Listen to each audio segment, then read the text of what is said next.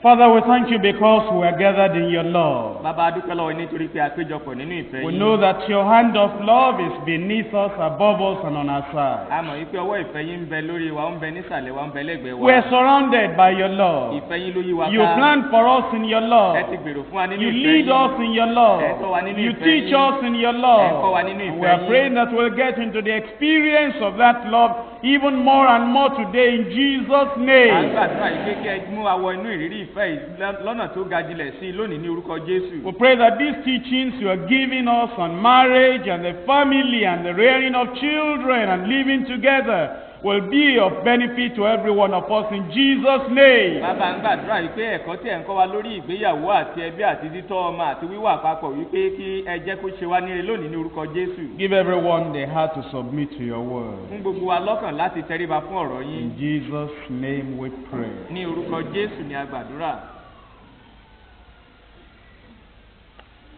As most of us know, we have been on the studies on marriage and the family from the 1st of July, the 1st of this month.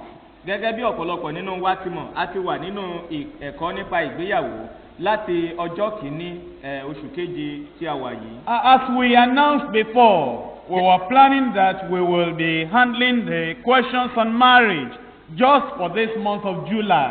Gẹ́gẹ́ bí a ti ṣe ìfilọ̀ tẹ́lẹ̀, a ó máa yanjú àwọn ọ̀rọ̀ ìgbéyàwó nínú oṣù keje yìí.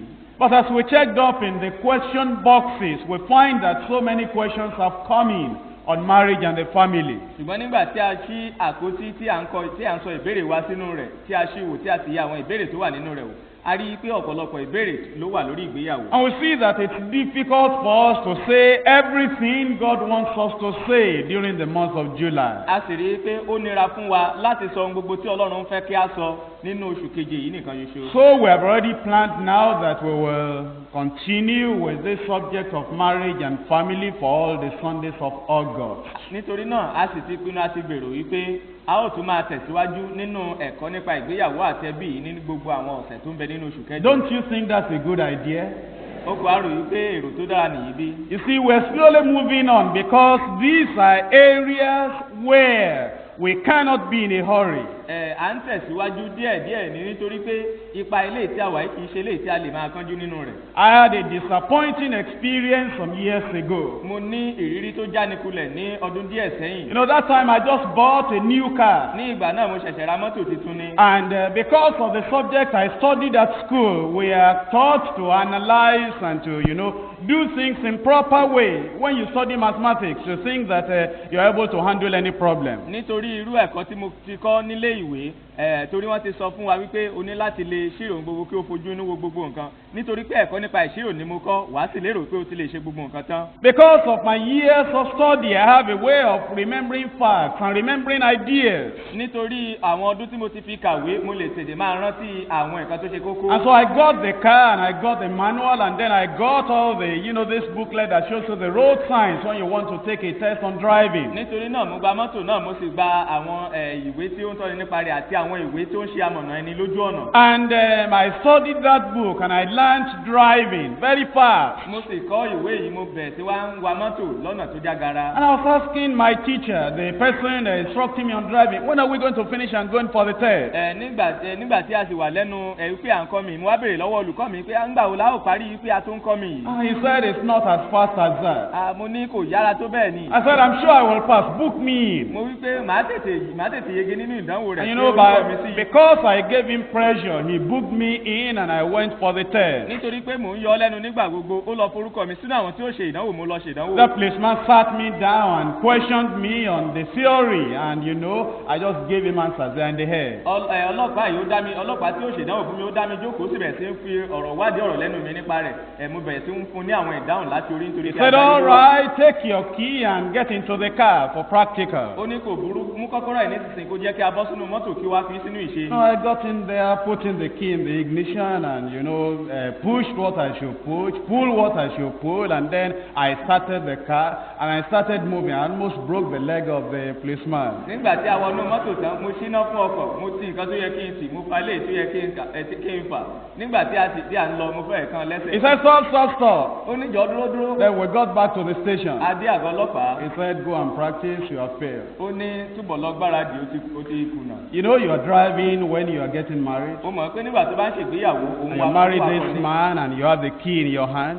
ìwọ gẹ́gẹ́ bí ọkùnrin o sì ní mọ́tò náà o ti ní kọ́kọ́. And the Bible passages are there. àwọn ẹsẹ̀ bíbélì wà níbẹ̀. And you tell the teacher and the preacher, hurry up, let's finish this thing in ó sì time. ń sọ fún olùkọ́ àti oníwàásù pé jẹ́ kí á tètè parí nǹkan You say, yìí. no, it's not like that. Go slowly. ó ní rárá kò rí bẹ́ẹ̀ tẹ́ jẹ́jẹ́. You say, let me go for the ó test. ní rárá jẹ́ kí n lọ ṣèdánwò rẹ̀. Now you go for the test and you almost break the leg of your ó wife. wá lọ ṣèdánwò fẹ́ẹ̀ kẹ́ ìyàwó rẹ̀ lẹ́sẹ̀. Ruin your ó home. fẹ́rẹ̀ run ilé rẹ̀. Because you are not patient enough. nítorí pé o kò mú sùúrù tó. So that's why we're going just step by step. And we know at last we're going to get to the end. ìdí rẹ̀ ní tí a fi ń lọ ní ṣísẹ̀ntẹ̀lé a sì mọ̀ wípé lópin a ó débi ìtí à ń lọ. Tonight, I mean this afternoon, I'm talking on the journey into marriage. ní ọ̀sán yìí mò ń sọ̀rọ̀ nípa ìrìn àjò sínú ìgbéyàwó. You know, when you are going on a journey, nígbà tí o bá rin ìrìn àjò kan. you're looking for milestones by the side of the road. wàá máa wá àwọn tí yóò máa ka ibùsọ̀ fún ọ lójú ọ̀nà. These milestones help you to know how near the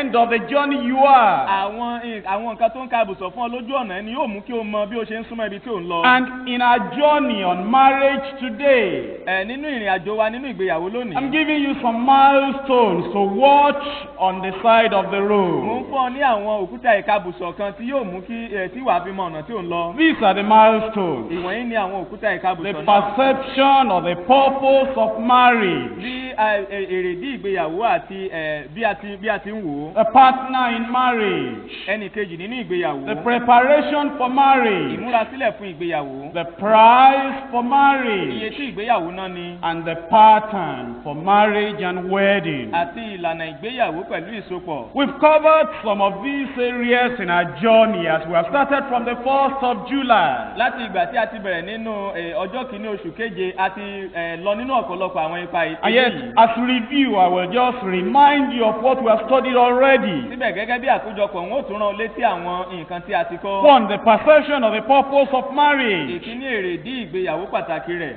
You know that there is a purpose why we do whatever we ó do. mọ̀ pé ohunkóhun tí a bá ń fẹ́ ṣe ó ní èrèdí tí a fi ń ṣe. Understanding, analyzing, and accepting that purpose will give meaning to your marriage. nílò iye fífojú inú wò kí o sì ṣàlàyé nǹkan tí òun fẹ́ ṣe yóò fún ọ ní ète rẹ nínú ìgbéyàwó. These are the reasons we get married. èrèdí tí a fi ń ṣègbéyàwó níwọ̀n. One, it's for procreation. ìkíní ó wà fún ìṣẹ̀dá. Two, it's for pleasure. èkejì ó wà fún ìgbádùn. Three, it's for purity. ẹ̀kẹta ó wà fún ìwà funfun. Four, it's for partnership. ẹ̀kẹrin ó wà fún ìbákẹ́gbẹ́. And five, it's for the provision of care, love, and security and the supply of need in the home. ẹ̀kẹrin ó wà fún ìpèsè ìtọ́jú ìfẹ́ ààbò àti ìbáìnípàdé nínú ilé. When God created Adam and Eve, nígbà tí ọlọ́run dá Ádámù àti Éfà. He blessed them. ó bùkún He fún wọn. told them to multiply and fill up the earth. ó wí pé kí wọ́n máa bí sí kí wọ́n sì gbilẹ̀ ayé. That's the purpose of procreation. eléyìí ni èrèdí ìṣẹ̀dá. When Paul the Apostle was writing to the Christians, the Hebrew Christians, nígbà tí Pọ́ọ̀lù àpọ́sítélì ń kọ̀wé sí àwọn kírísítẹ́nì tó wà ní Hébérù. he told them that marriage is honorable in all and the bed ó undefiled. wí pé ìgbéyàwó lọ́lá láàrin gbogbo ènìyàn àkété rẹ̀ sì jẹ́ He aláìléèrí. told the Corinthian Christians that the wife does not have her body for herself, it belongs to the husband.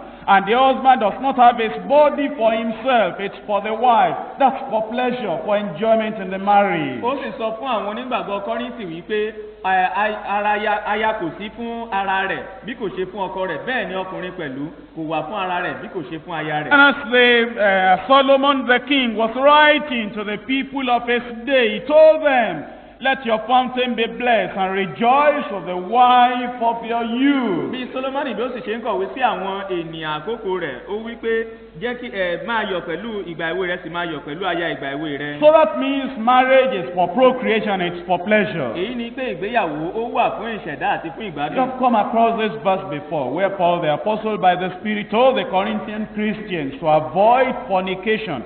Let every woman have her own husband, and let every man have his own wife. That's for purity. Ó ti ṣe alábàápàdé ẹsẹ̀ ìwé mọ̀ yìí tẹ́lẹ̀ tí Paul kọ sí àwọn onígbàgbọ́ ní Kọ́ríńtì nípasẹ̀ ẹ̀mí sí ẹ̀mí mọ́ wípé kí ó má bàa sí àgbèrè, kí olúkúlùkù ọkùnrin kó ní aya tirẹ̀, kí olúkúlùkù obìnrin sì ní ọkọ tirẹ̀ pẹ̀lú.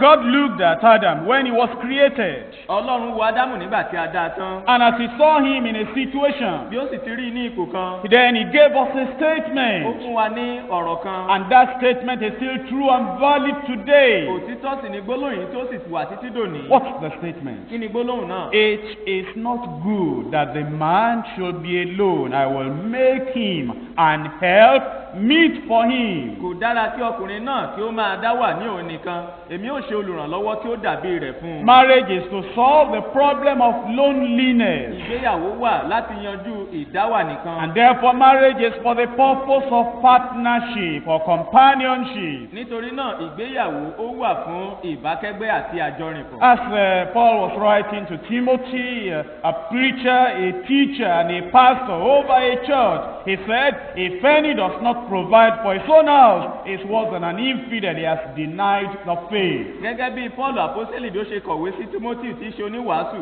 olùkọ́ àti olùṣọ́ àgùntàn, ó wí pé bí ẹnikẹ́ni kò bá pèsè fún ilé rẹ̀, ó burú ju aláìgbàgbọ́ lọ. Writing to the Ephesians, he said that, but the husband will nourish the wife, cherish the wife, care for the wife, protect the wife, and do everything that the wife will need for satisfaction in life. Nígbà tí ó ń kọ̀wé sí àwọn ìjọ ní Kọ́ríńtì wípé ọkọ yóò máa pèsè fún aya rẹ̀, yóò máa tọ́jú rẹ̀, yóò máa kẹ́, yóò máa ṣìkẹ́ rẹ̀, yóò máa bójútó, yóò máa dáàbòbò, yóò sì máa pèsè ohun gbogbo tí ó bá nílò nínú ayé fún un. So then if you are married, you ought to examine your marriage. Is it fulfilling the God intended purpose?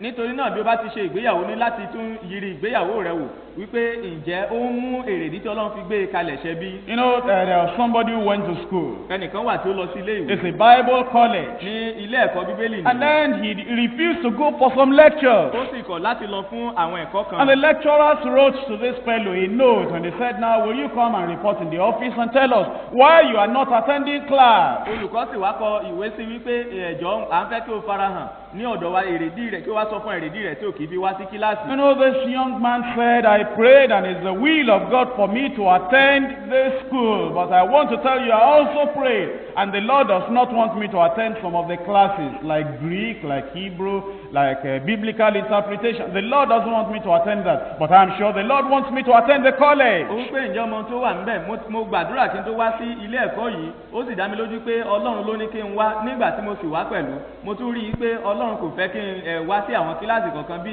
eléyìí tí a ti ń kọ́ ẹ̀kọ́ nípa èdè Hébérù, èdè Gíríkì àti bí a ṣe ń túmọ̀ ọ̀rọ̀ Bíbélì They àti àwọn tried to bẹ́ẹ̀. convince him to show up in these other classes. He said, no, the Lord doesn't want me to. Wọ́n gbìyànjú láti fẹ́ fún un ní ìdánilójú nípa àwọn nǹkan tí wọ́n ń kọ́ wípé Ọlọ́run fẹ́ kí ó wá sí kíláàsì wọ̀nyí, ó ní rárá. But they asked him, but you are sure God wants you to be in this college? Wọ́n tún bèèrè lọ́wọ́ rẹ̀ pé àwọn oní ìdánilójú pé Ọlọ́run fẹ́ kí ó wá sí Oh kọ́lẹ́jì. yes, I prayed and God told me this is the college you must attend. Ó ní bẹ́ẹ̀ ni mo gbàdúrà eléyìí sì ní kọ́lẹ́jì tí Ọlọ́run wípé kí n lọ. And you are sure he doesn't want you to attend the difficult areas of the subject? I said, oh yes, he doesn't want me to attend. A ó sì dá ọ lójú pé kò fẹ́ kí o la àwọn ibi tó le nínú àwọn ẹ̀kọ́ náà jábí, ó ní bẹ́ẹ̀ ni kò The fẹ́. faculty wrote a letter to him and told him, sir, we have also prayed and God doesn't want you to take us in this college. Àwọn ìgbìmọ̀ ilé ẹ̀kọ́ náà wọ́n jókòó wọ́n gbìmọ̀ wọ́n wá kọ lẹ́tà sí wípé àwa pẹ̀lú àti gbàdúrà Ọlọ́run kò sì fẹ́ kí o wà ní ilé I'm ẹ̀kọ́ náà. telling you that because we pray to get married, to know the will of God,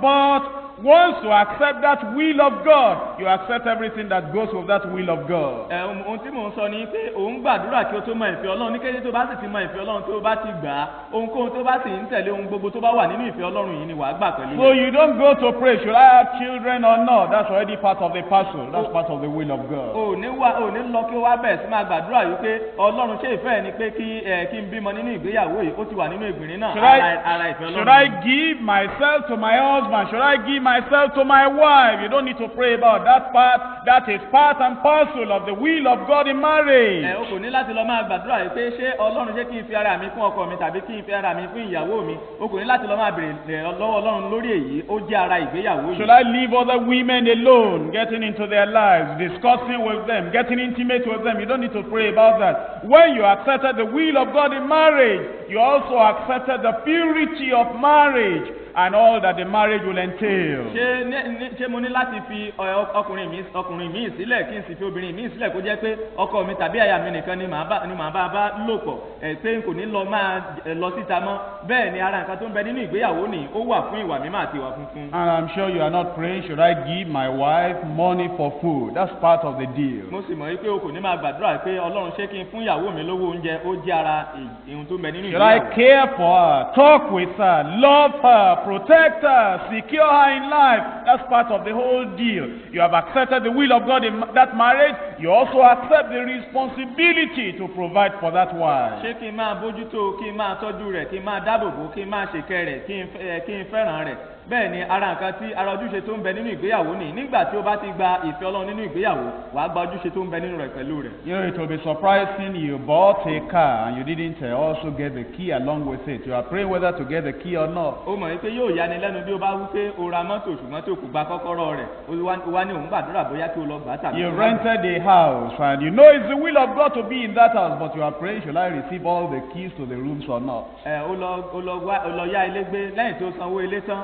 o kò gba kọ́kọ́rọ́ wá bẹ̀ tí ń béèrè wípé wá bẹ̀ tí ń pé mo fẹ́ lọ gbàdúrà bóyá kí n sun ilé náà tàbí kí n má máa sun bẹ̀. I'm sure you get the point. If you don't want to have children, why get into marriage? Ó dá mi lójú pé nǹkan tí mò ń sọ yí ọ tí o kò bá fẹ́ bímọ kí ló dé tí o fẹ́ ṣègbéyàwó. If you don't want to submit yourself in the family relationship between husband and wife, why did you get married? Bí o kò bá fẹ́ jọ̀wọ́ ara rẹ gẹ́gẹ́ bí ìdàpọ̀ tó ń bẹ láàrin ọkọ sí aya, kí ló dé tí o fẹ́ wọnú ìgbéyàwó. Evaluate your marriage. Ìwọ yẹ ìgbéyàwó rẹ. In terms of fulfilling each of these points we have mentioned. Nínú àtimú gbogbo àwọn kókó wọ̀nyí tí a ti dárúkọ wọ̀nyí. And it is possible you have not fulfilled God's intended purpose, but you see you can pray and God will help you to fulfill the divine intention for your marriage. Ó ṣeé ṣe kí o má tí ì mú èrèdí tí Ọlọ́run fi gbé ìgbéyàwó kalẹ̀ ṣẹ nínú ìgbéyàwó rẹ, ṣùgbọ́n bí o bá gbàdúrà yóò ràn ọ́ lọ́wọ́ láti mú àwọn èrèdí wọ̀nyí. And as you are getting married, also ask yourself, this individual I want to marry, will he be able to fulfill all these various purposes of God in marriage? Bí o bá sì ṣe ń fẹ́ ṣe ìgbéyàwó sí láti bèèrè lọ́wọ́ ara rẹ̀, ǹjẹ́ ẹni tí mò ń fẹ́ yóò mú àwọn ètò Ọlọ́run ṣẹ nínú ìgbéyàwó yìí? You pray to know the will of God. Ò ń gbàdúrà láti mọ ìfẹ́ Ọlọ́run. I told you in the first teaching we had, the 1st of July. Mo sọ fún yín nínú ẹ̀kọ́ àkọ́kọ́ tí a ní nínú ọjọ́ kìíní oṣù keje. That to be hungry is natural for every normal human being. Wípé kí ebi máa pa ènìyàn, nǹkan tí ó dára fún ènìyàn ni. To be thirsty is natural for any normal human being. Tí òǹgbẹ máa gbẹ ènìyàn, ó jẹ́ ara ẹ̀dá ènìyàn. And to feel physically attracted to other people is natural and normal. It's not abnormal. Bákan náà wípé kí ọkàn ẹ fẹ́ láti fà mọ́ ẹlòmíràn, ó jẹ́ nǹkan tí ó tó wà nínú ẹ̀dá ènìyàn. And God puts the desire in the heart of man, in the heart of a woman, to get settled and get married. Ọlọ́run sì fi ìfẹ́ inú sínú ọkàn ọkùnrin, ó fi sínú obìnrin láti fẹ́ ṣe ìgbéyàwó. But you see, we must emphasize that we don't build marriage on the sand of physical emotions or emotional feeling, physical look and physical attraction. Ṣùgbọ́n a ní láti sọ fún wa wípé a kì í gbé ìpìlẹ̀ ìgbéyàwó lórí erùpẹ̀ lásán ti ìmọ̀lára àti wípé ìrúnisókè nínú ara ènìyàn lásán. Don't build such a wonderful home and such a great subject of marriage on marital material status, social status, because you see these things don't last. A kì í gbé ìpìlẹ̀ ìgbéyàwó ẹni lórí àwọn ipò tí ènìyàn jẹ́ nínú ayé tàbí bí ẹnìkan ṣe rí àbí bí ó ṣe wà.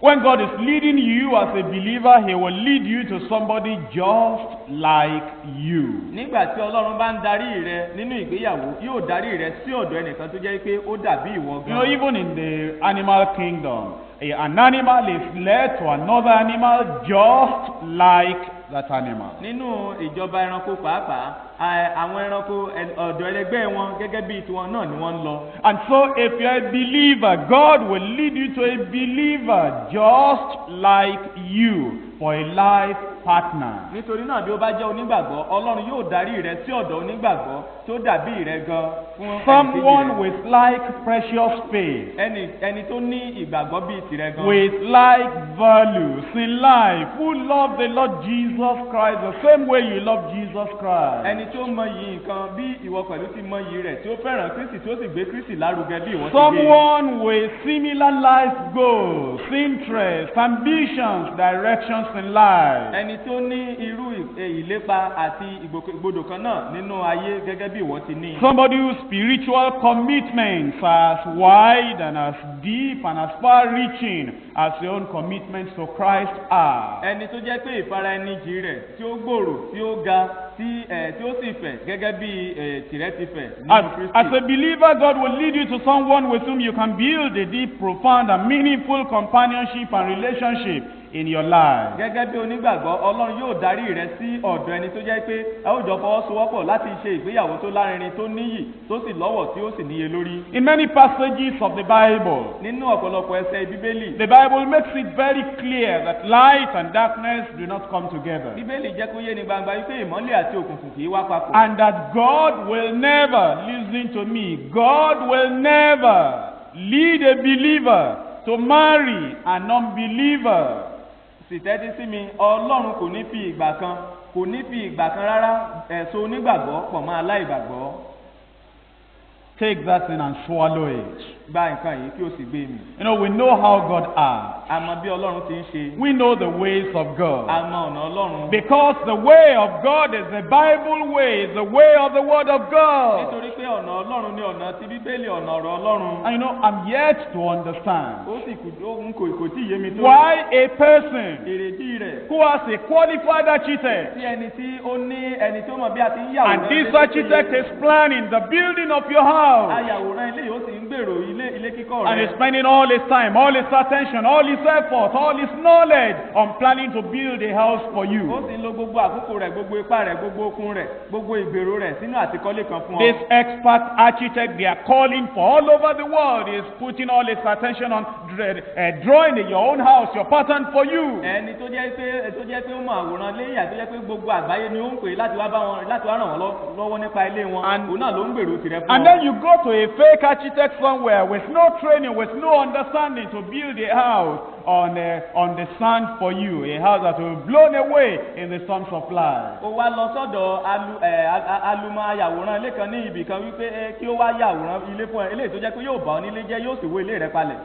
In heaven there is a drawing board. ní ọ̀run pákó tí à ń yàwòrán. And the God of heaven, the great architect, is planning your marriage for you. ọlọ́run ọ̀run ayàwòrán ńlá tó ga jùlọ ó sì ó ń gbèrò ìyàwó rẹ̀ And he's looking all over the world for the unique individual that will fit into your ó life. sì ń wò káàkiri ayé ó ń wá ẹnìkan ṣoṣo eléyìí tí yóò bá ìgbésí ayé rẹ mu. And he wants to give you somebody that will fit into your life perfectly. And I'm yet to understand why many people are running away from the plan of the architect of heaven, and they're going about to quack architects in the world to ruin their lives for them. What a pity. ó sì ń fẹ́ fún ọ ní ẹnìkan tó jẹ́ pé yóò bá ìgbésí ayé rẹ mu ohun gbogbo yóò sì máa lọ déédéé ṣùgbọ́n ó yìí ń yà mí lẹ́nu èrèdí rẹ̀ tí àwọn ènìyàn tí wọ́n fi ń lọ káàkiri tí wọ́n lọ ń bá àwọn alùmọ̀ ayàwòrán káàkiri nínú ayé láti ràn wọ́n lọ́wọ́ nípa ìgbéyàwó wọn tí wọ́n yóò sì sọ ìgbéyàwó wọn dẹdun arinlẹ̀. Moses, the man of God, emphasized it in Deuteronomy chapter 7, verses 1 to 4. Mósè ní ọlọ́run ó tẹnu mọ́ ní Deuteronomy orí keje láti ẹsẹ̀ ìkíní dé He told Israel, ó sọ fún àwọn ọmọ you Ísírẹ́lì. must not forget this. ẹ kò gbọ́dọ̀ gbàgbé eléyìí. Never get into any marriage covenant with the people who are unbelievers, with the idol worshippers. má ṣe bá àwọn abọ̀rìṣà àwọn aláìgbàgbọ́ dáná. In Joshua chapter 23, verses 10 to 13, Joshua emphasized it upon the people again. Never will you make any approach to unbelieving people around us to have any marriage covenant with them. bákan náà ni Joshua tún tẹnu mọ́ fún àwọn ọmọ Ísírẹ́lì nínú ìwé Joshua orí kẹtàlélógún ẹsẹ̀ ìkẹwàá dé ìkẹtàlá wípé ẹ kò gbọ́dọ̀ fi ìgbà kan ó jẹ́ èèwọ̀ fún yín wípé ẹ kò gbọ́dọ̀ bá àwọn aláìgbàgbọ́ dáná ẹ kò gbọ́dọ̀ fẹ́ ọmọ wọn. And the New Testament repeats it. májẹ̀mú titun tún sọ. Emphasizes it. ó tún tẹnu mọ́. And he puts the nail on the right point in your life, saying, Be not unequally yoked together with unbelievers. ó sì fi ìṣó tí ó yẹ ó sì fi ìṣó sí ibi tó yẹ gan nínú ìgbésí ayé rẹ̀ ó sì ń wí pé má ṣe fi àìdọ́gba dàpọ̀ pẹ̀lú àwọn aláìgbàgbọ́. In 2 Corinthians chapter 6 verse 14, let's read it together. nínú ìwé Kọ́ríńtì kejì orí kẹfà ẹsẹ̀ ìkẹrìnlá ẹ jẹ́ kí á kà á. Be ye not unequally yoked together with unbelievers. ẹ má ṣe fi àìdọ́gba dàpọ̀ pẹ̀lú àwọn aláìgbàgbọ́. I want you to understand something. mo ń fẹ́ kí ìkankan yí I ọ. remember when we were very mo young rántí ìgbà tí a wà ní èwe. that, mother will be cooking food. ìyá wa yóò máa ṣe oúnjẹ. And, I come from an area where if you don't take pounded yam every day, you must be a poor family. mo sì wá láti ibi tó jẹ́ pé tó kì í bá máa jẹyán lójoojúmọ́ a jẹ́ pé tálákà ni ẹni ẹbí yín. And so for people not to think you are poor, you just have to manage and eat pounded yam every night. nítorí náà kí àwọn èèyàn má bàa lérò wípé tálákà ní wàásà máa tiraka wà máa gbìyànjú láti máa jẹyán lálaalẹ́. You say that may account for the reason why this man is heavyweight, maybe. wà ní bóyá èrèdí rẹ̀ ní tó jẹ́ pé ọkùnrin fi wúwo ńlẹ̀. And you see, every time we add pounded yam, ní gbogbo ìgbà láti máa ń jẹyán. but listen to me, ṣùgbọ́n tẹ́tí sí while mi. they're still making ready, nígbà tó bá sì múra we'll be asking for mommy, a ó máa béèrè lọ́wọ́ give ìyá. us yam, fún wa ní ṣújẹ́. give us yam, Fún wa ní ṣújẹ́. and you'll say no. a sì wípé rárá. The best is yet to come. eléyìí tó dára jùlọ sì ń But bọ̀. we were such in a hurry, we little children. ṣùgbọ́n ojú ń ká àwa ọmọ kéékèèké. When the Lord said, be not unequally yoked together with unbelievers, the reason is saying that? ǹjẹ́ nígbà tó Olúwa mọ̀ tó sọ wípé ẹ má ṣe fi àìdọ́gba dàpọ̀ pẹ̀lú àwọn aláìgbàgbọ́. There is a believer that God has with him that is bringing your way, and he's saying, don't bother yourself with those unbelievers in your office. I'm bringing something, you'll be surprised when I bring it. onígbàgbọ́ kan wà tí ó ti fi pamọ́ fún ọ tí ó sì mú bọ̀ ní ọ̀nà rẹ ó sì wí fún ọ pé ìwọ má ṣe ṣe ìyọnu nípa àwọn aláìgbàgbọ́ tí ó ń yọ lẹ́nu ní ibi iṣẹ́ ni onígbàgbọ́ kan wà tí mò ń mú wá bá ọ. Don't be in a hurry to fill your belly with yam because pounded yam is coming. That's what he's saying. má ṣe kánjú láti kún ikùn rẹ pẹ̀lú iṣu lásán eléyìí tó dára jùlọ tí í ṣe yán ń bọ̀ ohun tó ń wí nìyí. Be ye not unequally yoked together with unbelievers. ẹ má ṣe fi àìdọ́gba dàpọ̀ pẹ̀lú àwọn aláìgbàgbọ́. For what fellowship has righteousness with unrighteousness? nítorí ìdàpọ̀ kí ni òdodo ní pẹ̀lú àìṣòdodo. And what communion has light with darkness? ìdàpọ̀ kí ni ìmọ́lẹ̀ sì ní pẹ̀lú òkùnkùn. Now the Bible is, so full as to the reasons why we must not marry unbelievers as believers. ó mọ̀ pé bíbélì kún lẹ́kùnrẹ́rẹ́ nípa èrèdí rẹ̀ tí a kò gbọ́dọ̀ fi fẹ́ aláìgbàgbọ́. I don't have the time to read all the references to you, but I'll just tell you those references. n kò rí àyè láti máa ka gbogbo àwọn ẹsẹ̀ bíbélì wọ̀nyí sí etí ìgbọ́ rẹ̀ ṣùgbọ́n n ó sọ gbogbo àwọn ẹsẹ̀ bíbélì náà fún ọ. I'm giving you 14 reasons, 10 and 4, why a believer cannot, will not, it's impossible for him, impracticable for him, unreasonable for him to go and marry an unbeliever. mo ó sọ èrèdí mẹ́rìnlá fún ọ mẹ́wàá pẹ̀lú mẹ́rin gbáko ṣe èrèdí rẹ̀ tó fi jẹ́ èèwọ̀ tó fi jẹ́ nǹkan tí onígbàgbọ́ kò gbọ́dọ̀ ṣe tó fi jẹ́ pé nǹkan tí onígbàgbọ́ kò gbọ́dọ̀ dáwọ́lé ni pé òun fẹ́ aláìgbàgbọ́. You see, number one, the believer walks by faith, the unbeliever walks by sight. You cannot walk together. Èkíní, onígbàgbọ́ ń rìn nípa ìgbàgbọ́ ṣùgbọ́n aláìgbàgbọ́ ń rìn nípa ohun tó fojú rí ẹ kò lè jọ rìn. To the unbeliever, your faith walk is an unreasonable walk. To the believer, the sight walk is a limited walk, and they don't go together. Lójú aláìgbàgbọ́ rírìn nípa ìgbàgbọ́ rẹ̀ ó jẹ́ eléyìí tí kò mọ́gbọ́n dání ṣùgbọ́n lójú tirẹ̀ rírìn nípa ohun tó fojú rí rẹ̀ eléyìí tó dára ni. That's in 2 Corinthians chapter 5 verse 7. We walk by faith, we do not walk by sight. Ilé wà nínú Kọ́ríńtì kejì orí karùn-ún ẹsẹ̀ ìkeje àwa ń rìn nípa ìgbàgbọ́ kì í ṣe nípa ìrírí. And in 2 Corinthians chapter 4 verse 18, while we look not at things which are seen, but we look at things which are not seen, because the things which are seen are temporal or temporary, but the things which are not seen are eternal. Bákan náà nítorí pé a kò wo nǹkan tí à ń rí bí kò ṣe ohun tí a kò rí nítorí ohun tí à ń rí ti ìgbà ìsinsìnyí ṣùgbọ́n ohun tí a kò rí ni ti ayérayé. So you see, if you marry an unbeliever, you are walking by faith and he's walking and he is walking by sight, and you are walking in different directions. The home will break. Nítorí náà bí ó bá jẹ́ onígbàgbọ́ tí ó ń rìn nípa ìgbàgbọ́ tí ó sì lọ fẹ́ aláìgbàgbọ́ tó ń rìn nípa ohun tí ó ń fojú rí ó jọ máa gba ọ̀nà ọ̀tọ̀ọ̀tọ̀ lọ ní ilé náà yóò sì túká. Number 2, the believer's complete and total allegiance to God. The unbeliever's a complete and total allegiance to the world, and they can't go together. Èkejì, onígbàgbọ́ wọ́n ti fi ara mọ́ wọ́n ti fi ara mọ́ ọlọ́run pátápátá àti ti mọ̀ wọ́n mọ́ ọlọ́run The un- ṣùgbọ́n aláìgbàgbọ́ àti mọ̀ ọmọ The ayé. unbeliever is committed to his natural family, but the believer is committed to the family of God in heaven and on earth. They are not together. aláìgbàgbọ́ ó ti fi ara rẹ̀ mọ́ àwọn ẹbí rẹ̀ nípa ti ara nínú ayé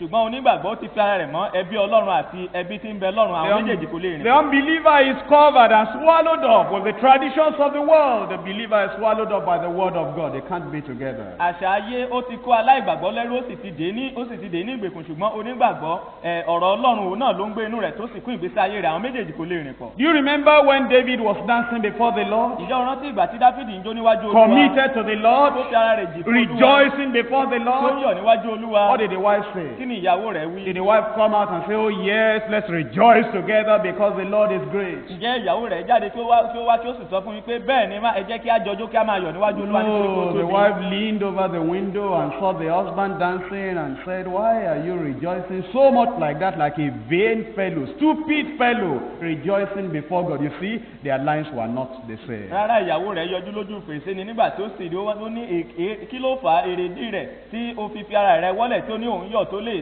tó sọ ara rẹ̀ di akúrí tó sọ ara rẹ̀ di dèdèrè nígboro. You remember when Job was suffering as a believer, ó rántí ìgbà tí Jóòbù ń jìyà gẹ́gẹ́ bí onígbàgbọ́. and he was, he will not sin with his kò mouth. sì ní fi ẹnu rẹ̀ He dẹ́ṣẹ̀. will glorify yóò God. yin Ọlọ́run But lógo. the wife was not thinking the same direction. ṣùgbọ́n ìyàwó rẹ̀ kò ronú bí òun ti ń ronú. And the wife came and said, are you still holding on to your integrity? ìyàwó rẹ̀ tún tọ̀wọ́ ní ṣé orí òdodo rẹ̀ yìí náà ló ìdúró lé. Curse God and die and damn the consequence. bú Ọlọ́run kí o kú kí o sì gba nǹkan tí ó bá tẹ̀yìn rẹ̀ You wá. see, they were not thinking the same way. orí pé ìrònú wọn ò jọ ṣọ̀kan náà. One was committed to God and the other was committed to the world. ọ̀kan ó fi ara rẹ̀ jì fún Ọlọ́run èkejì fi ara rẹ̀ jì fún ayé. Number 3, Proverbs 28 verse 1 tells me, the wicked man, the sinner runneth while nobody is driving or pursuing him, but the righteous is as bold as a lion. The life of the unbeliever is ruled by fear. The life of the believer is ruled by faith. They are not together. ẹ̀kẹta ni ìwé ìwòrí kejìdínlọ́gbọ̀n ẹsẹ̀ ìkíní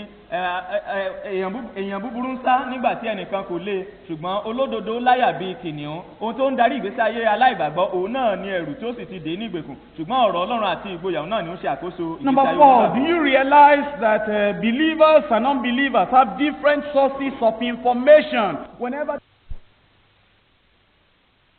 whenever they want to take a decision? ẹ̀kẹrin ǹjẹ́ o mọ̀ wípé àwọn onígbàgbọ́ àti aláìgbàgbọ́ wọ́n ní orísun ìtọ́ni àti ibi tí wọ́n ti ń gba ìròyìn wọn nígbà tí wọ́n bá fẹ́ ṣe nǹkan kan tàbí mú ìpinnu. Here you are getting information from heaven when you want to take a decision, and here is this other unbeliever, that's your partner, and she wants to take or he wants to take information from the world, and they're two different sources. ìwọ nìyí gẹ́gẹ́ bí onígbàgbọ́ nígbà tó bá fẹ́ mú ìpinnu tàbí ṣe nǹkan kan wàá gba ìhìn láti ọ̀run lórí nǹkan náà ṣùgbọ́n aláìgbàgbọ́ yìí ní tó ní òun fẹ́fẹ́ òun nínú ayé ní tirẹ̀ ló ti ń gba ìhìn tirẹ̀. Number 5, your pursuits are different, your ambitions are different, and therefore if a believer marries an unbeliever, the family will be torn apart. ẹ̀karùn-ún ìlépa ẹ̀yin méjèèjì ó yàtọ̀ ìlépa onígbàgbọ́ yàtọ̀ ìlépa aláìgbàgbọ́ yàtọ̀ síra wọn bí ẹ bá sì fi ara yín nínú ìgbéyàwó náà yóò túká. What are we told in Luke chapter 11 verse kí 17? ni a sọ fún wa nínú ìwé Lúùkù orí kọkànlá ẹsẹ̀ ìkẹtàdínlógún. Luke chapter 11 verse 17. Lúùkù orí kọkànlá ẹsẹ̀ ìkẹtàdínlógún. But he, knowing their thoughts, said unto them, every kingdom divided against itself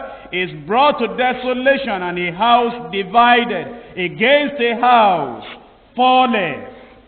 ṣùgbọ́n òun mọ èrò inú wọn ó wí fún wọn pé gbogbo ìjọba tí ó ya ara rẹ̀ ní ipa a sọ ọ́ di ahoro ilé tí ó sì ya ara rẹ̀ ní ipa àwo.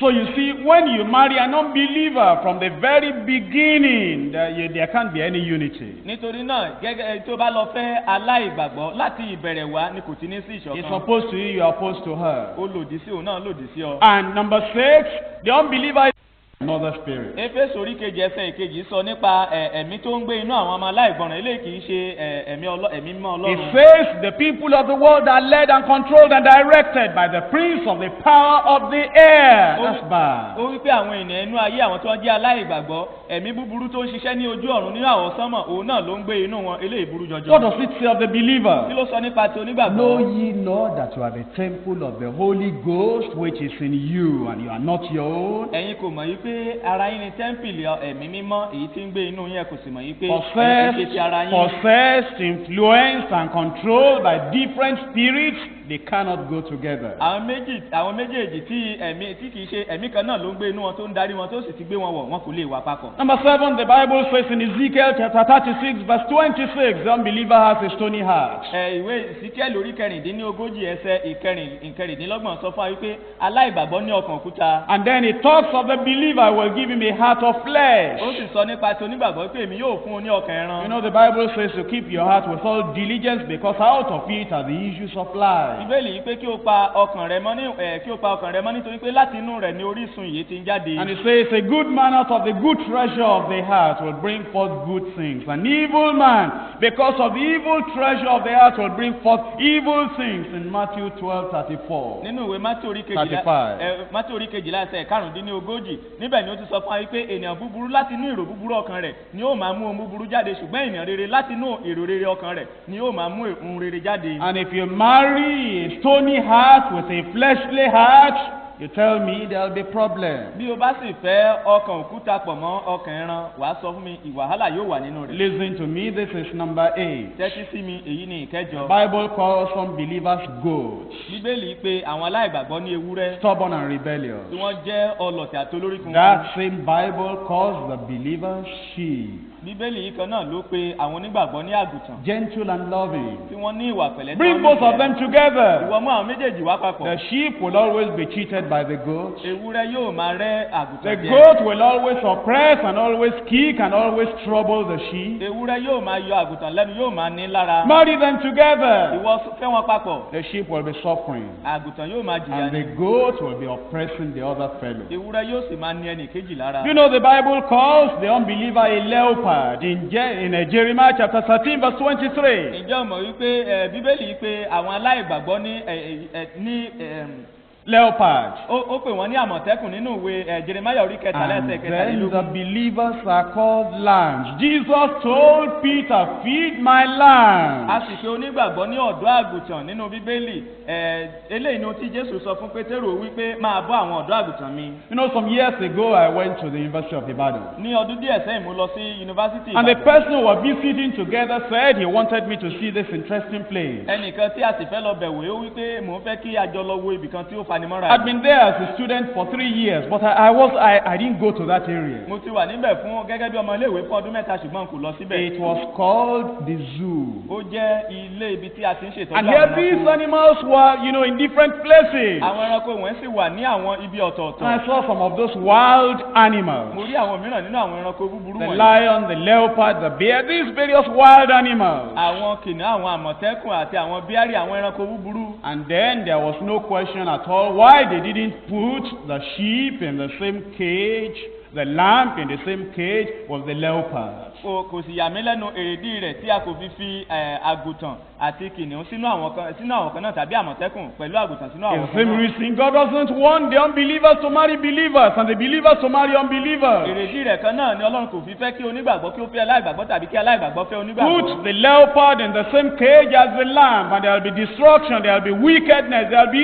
evil. Ìwọ fi àmọ̀tẹ́kùn àti àgùntàn sínú àwọn kan náà wá rí pé ibi àti jàǹbá yóò wà níbẹ̀. Do you know that the Bible calls sinners a generation of vipers, poisonous snakes? Ǹjẹ́ o mọ̀ yìí pé Bíbélì yìí pé àwọn ìran aláìgbàgbọ́ ní ìran paamọ́lẹ̀ tí ó jẹ́ pé ó lóró. And then he calls the believers gentle, harmless doves. Ó sì pe àwọn onígbàgbọ́ ní àdàbà tó jẹ́ pé wọn ò lè panilá tí àwọn sì tutù. That's the 10th reason you can't marry an unbeliever as a believer. It's like putting a viper, a poisonous snake, a terrible thing, and a dove, harmless and gentle in the same cage. It's impossible. You harm yourself, you destroy yourself. Ìdí rẹ̀ ní tí onígbàgbọ́ kò fi lè fẹ́ aláìgbàgbọ́ nígbà tí onígbàgbọ́ bá fẹ́ aláìgbàgbọ́ ó dàbí ìgbà tí a gbé pa mọ́lẹ̀ àti àdàbà tí a gbé wọn sínú àwọn kan náà ni wàá sì para rẹ̀ lára. Before Jesus went away, he called his disciples together. Kí Jésù kí ó tó lọ ó pe àwọn ọmọ ẹ̀yìn rẹ̀ papọ̀. You know, he warned them very seriously. Ó kìlọ̀ fún wọn lọ́pọ̀lọpọ̀. He said, you know, when you go into the Ó world, ní ọmọ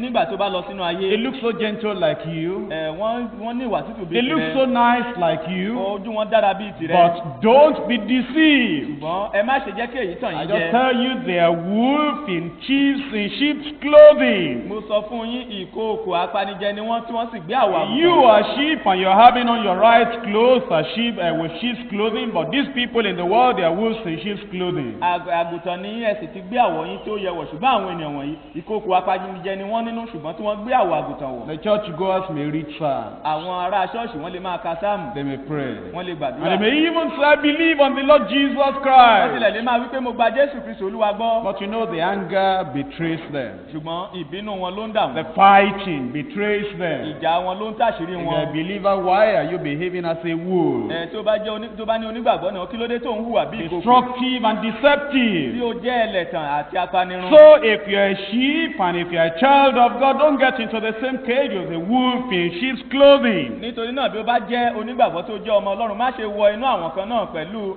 ìkookò tó gbé àwọ̀ àgùntàn wọ̀. This number 12, the unbelievers are dogs and swine.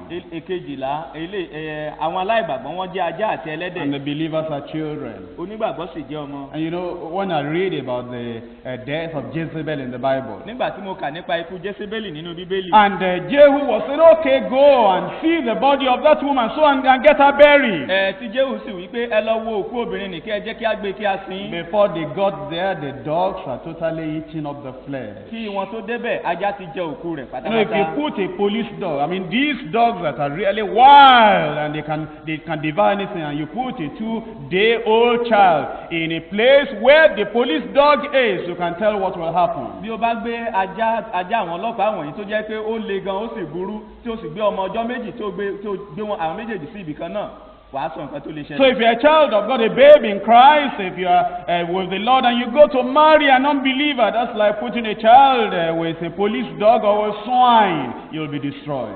nítorí náà bí ó bá jẹ́ onígbàgbọ́ tí ó sì jẹ́ ọmọ ọwọ́ nínú Kristi tó wá lọ fẹ́ aláìgbàgbọ́ yóò dàbí ìgbà tí a gbé ọmọ ọjọ́ méjì tí a gbé ti ẹlẹ́dẹ̀ tàbí ajá ọlọ́pàá ni. Number 13, the Bible calls unbelievers wild beasts in Ezekiel chapter 34. nínú Ìsíkẹ́lì orí kẹrìnlélọ́gbọ̀n Bíbélì pè àwọn aláìgbàgbọ́ ní ẹranko búburú. And it says that you are still sheep if you're a believer. ó sì wí pé bí o bá sì jẹ́ onígbàgbọ́ àgùntàn ni ọ́. Do you know the prayer of people in the Old Testament? jẹ́ ọmọ àdúrà àwọn èèyàn ní o májẹ̀mú láéláé. Deliver us as you deliver a bird from the snare of the fowler. gbà wá bí o ṣe gba ẹyẹ nínú ìkẹ́kùn àwọn pẹyẹpẹyẹ. That means the unbelievers are just fowlers who are, throwing out their snares to catch the bird. Those who wait upon the Lord, mounting up with wings as eagles, they want to catch them. But you as a believer, you must run away from the snare of the fowler. èyí ni pé àwọn pẹyẹpẹyẹ wọ́n máa ń dẹ ìkẹ́kùn wọn láti fẹ́ pa ẹyẹ wọ́n á sì máa wá wọn kiri ṣùgbọ́n ìwọ gẹ́gẹ́ bí onígbàgbọ́ o ní láti sá fún ìkẹ́kùn wọn. Now, if you read the Bible at all, if you've listened to all this, you cannot allow the thought of marrying an unbeliever to cross your mind for a minute. bí o bá sì ti ka Bíbélì rẹ tó sì tẹ́tí sí gbogbo èyí tí a ti sọ yìí o kò ní jẹ́ kí èrò àti ìfẹ́ aláìgbàgbọ́ kí ó lo ìṣẹ́jú kan lọ́kàn rẹ. Let's go on to the next milestone, the preparation for marriage. ẹ jẹ́ kí a lọ sínú ibùsọ̀ ilé ìtókù èyí ni ìmúrasílẹ̀ fún ìgbéyàwó. You've seen the will of God and you've determined the will of o God. ti rí ìfẹ́ Ọlọ́run sì ti pinnu ìfẹ́ Ọlọ́run. You've checked up, it's according to the promise of o God. ti yí rẹ̀ wò ó bá ìfẹ́ ó bá It's ìlérí Ọlọ́run. according to the purpose you have for ó life. bá ète tí o ní nínú ayé rẹ mu. And you have peace of heart concerning this will of God you have o chosen. sì ní àlàáfíà nínú ọkàn rẹ nípa ìfẹ́ Ọlọ́run tí o ti yàn And yìí. you have also sought the pastor's counseling concerning o it. sì ti gba àmọ̀ràn lọ́dọ̀ olùṣọ́ àgùntàn nípa rẹ̀. What's the next step for you to kí take? ni ìgbésẹ̀ tó kàn láti gbé? Let's understand that the believers follow the principle of parental respect. ẹ jẹ́ kí a mọ̀ wípé onígbàgbọ́ ń tẹ̀lé ìlànà bíbọ̀wọ̀ fún àwọn òbí. Now, this sister you want to get married to is coming from a home. arábìnrin tó ń fẹ́ fẹ́ yìí láti inú ilé kan ló ti The jáde brother wá. you want to get married to is coming from a home. arákùnrin tó ń fẹ́ fẹ́ láti inú ilé kan ló ti jáde wá. The Bible says we respect, we honor our parents, bíbélì wípé kí a bu ọlá àti ọ̀wọ̀ fún àwọn so òbí that wa. our days may be long on the earth that God has given kí us. ọjọ́ wa bàá lè pẹ́ lórí ilẹ̀ tí Olúwa fi fún If there wa. is any time to respect and honor our parents, bí ìgbà kan bá wà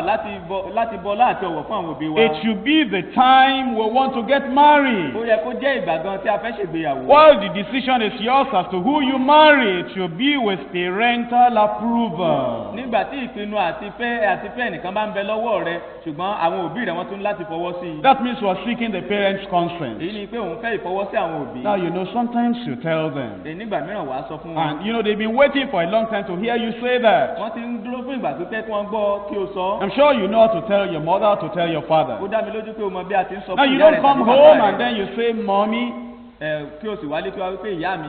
well, at last I want to get to this difficult yoke they call marriage. lópin rẹ̀ kí wọ́n wí pé ìyá mi lópin rẹ̀ mo ti wá bọ́ sínú àjàgà tí wọ́n And pè ní a ìgbéyàwó man came to talk to me. ọkùnrin kan sì ti wá bá mi sọ̀rọ̀. And well, I'm considering it. mo ṣì ń rò ó ná. If you talk like that, your mother will think that something is wrong. tí o bá sọ̀rọ̀ bẹ́ẹ̀ ìyá rẹ̀ á lérò pé nǹkan kan ṣẹlẹ̀ Your ni. father will think something is wrong. bàbá rẹ̀ á lérò pé nǹkan kan Be ṣẹlẹ̀. happy about it. It's a good thing you want to get jẹ́ married. kí inú rẹ̀ dùn nípa rẹ̀ tó wáyé pé òun rere ni Be lójú rẹ̀ joyful about it. It's a good thing you want to get married. ìwọ láyọ̀ nípa rẹ̀ nítorí pé òun rere ni pé o fẹ́ ṣègbéyàwó. Call your mother in a good pé tone. ìyàwó rẹ̀ pé ìyá rẹ̀ pẹ̀lú òun tó And dára. say, Mommy, I have a story to o tell. sì pé ìyá mi mo ní ìtàn kan láti Question you sọ. have been asking me from such and such a year now. Sit down, let's talk about it. ìbéèrè tó ti ń bi mí láti ọdún báyìí ìwọ jẹ́ ká jókòó ká sọ nísinsìnyí. Now I've seen the person I want to marry. nísinsìnyí mo ti rí ẹni tí mò ń fẹ́ fẹ́. From which state? láti ìpínlẹ̀ wo ni. Don't answer. Say, listen to me first. Be patient. I'll tell you everything. má ṣe dá a lóhùn ìwọ sáà wípé tẹ́tí sí mi náà gbogbo rẹ̀ lóògbọ́. Because if you answer immediately from Anambra State, from Ondo State, from Ogun State, from Ijebu, Egba land, we'll say, don't talk about it. nítorí pé tó bá lọ yánu tó wá lọ sọ pé láti ìpínlẹ̀ Anambra láti ìpínlẹ̀ Ondo láti ìpínlẹ̀ Ògùn láti Ìjẹ̀bú láti Ẹ̀gbá. So, a ní dákẹ́ ni. get her rejoicing for. ìwọ jẹ́ kókó máa yọ̀. Tell her this is sọ wonderful. fún mi pé àgbàyanu nìyí. That, well, this is the best I can have ever in life. wípé ẹni tí ó dára jùlọ gan tí mo lè fẹ́ God láyé has mi. been very good to me. I've got more than I bargained for. This is just fantastic. Ọlọ́run ti ṣeun fún mi mo tilẹ̀ ti rí gbà ju nǹkan tí mo béèrè lọ́wọ́ Who rẹ̀ is the person? Say, I want to sing for. ta ni náà wà ní mo tiẹ̀ fẹ́ kọrin And náà. while your mother is rejoicing, say that, well, do you know this beautiful person I'm talking about is from Ijebuland? nígbà tí ìyá rẹ̀ sì ń yọ̀ tó sì ń jó káàkiri ilé tó ń kọrin wà ní èso ẹni tí mo fẹ́ bẹ́ẹ̀ ǹjẹ́ o tilẹ̀ mọ̀ láti Ìjẹ̀bú ló ti wá. Because she has been rejoicing, she will not be able to stop rejoicing quickly. kò ní fẹ́ ṣíwọ́ àti tètè àti máa yọ̀. So don't tell them for us it's Ijebu or Egba or from Anambra or Igbo or Hausa. Just let them rejoice first you've got the person. má ṣe kọ́kọ́ sọ fún ọ wípé bóyá Ẹ̀gbá ni tàbí Ìjẹ̀bú tàbí Anambra tàbí Yorùbá tàbí Ìgbò ni ìwọ jẹ́ kí wọ́n kọ́ máa If you yọ̀. talk in the proper way to your parents, they will agree. After all, you are the person getting married. bí ó bá bá àwọn òbí rẹ̀ sọ̀rọ̀ lọ́nà tó yẹ inú wọn á dùn wọn á sì gbà fún ọ nítorí pé ìwọ ló ń But there ṣègbéyàwó. are times they will say, no, you can't do that. ṣùgbọ́n ìgbà mìíràn wà tí wọ́n á wí pé rárá o kò lè ṣe yìí. Let me tell you Yeah. the reason why they say you can't do that. jẹ́ kí n sọ rèdí rẹ̀ tí wọ́n fi ń sọ pé o kò lè ṣe bẹ́ẹ̀ They fún have ọ. heard a lot of stories wọ́n ti gbọ́ ọ̀pọ̀lọpọ̀ ìtàn. that so and so married from that area and it was very bad. ṣé lágbájá ó fẹ́yàwó láti ibi báyìí báyìí ó sì burú fún un. You remember your cousin? o rántí ẹ̀gbọ́n That's rẹ̀. why he had marriage problem. àyídí rẹ̀ He nìyẹn tó ní married wàhálà from such and ìgbéyàwó. such a place and it never worked. ibi báyìí ló ti ṣègbéyàwó ló ti fẹ́yàwó kò sì dára And fún your parents have decided that it cannot work. àwọn òbí rẹ̀ wọ́n sì ti pinnu wípé kò tilẹ̀ lè ṣe Don't ni. argue with them. Go and talk to God about it. má ṣe bá wọn jiyàn lọ sọ fún Ọlọ́run nípa rẹ̀. Proverbs chapter 21 verse 1. ìwé òwe orí kọkànlélógún ẹsẹ̀ ìkíní. What does it say? kí ló sọ? It talks about the heart of your father, the heart of your mother. ó sọ̀rọ̀ nípa ọkàn bàbá rẹ̀ ọkàn ìyá rẹ̀. Your father is a king in his own house.